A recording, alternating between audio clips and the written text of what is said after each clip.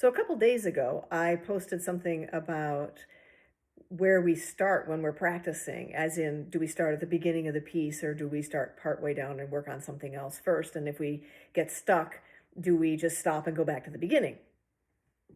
So I'm going to take that a step further into the art of practicing.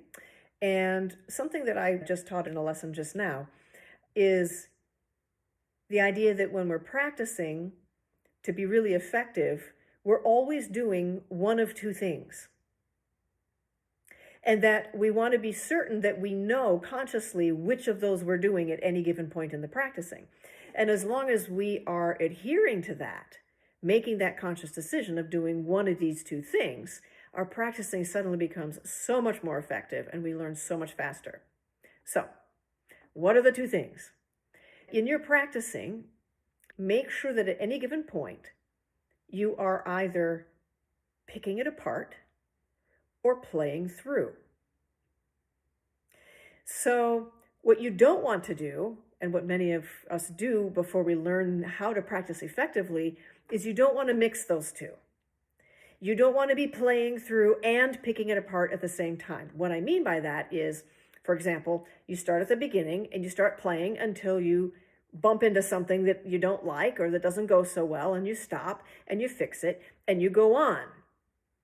So by now you know, okay, I don't want to fix it and go back to the beginning and just try it again, so I'm just going to fix it and go on. Okay. The problem there is that now you're mixing up the two of playing through and picking it apart. You fixed it once and then gone on. So your average now is 50-50, right? What you want to do, though, is find the places you want some improvement. Those become your pick it apart places. Those are the places that you're really woodshedding, you're really chewing on it, you're isolating it, you're working at the actual difficulty. You're consciously doing that. Then, when you feel like you've got it, you put that puzzle piece back into the bigger puzzle, and then you play through maybe that section or even the whole piece, depending on how many pieces you've worked on, to see if you got it.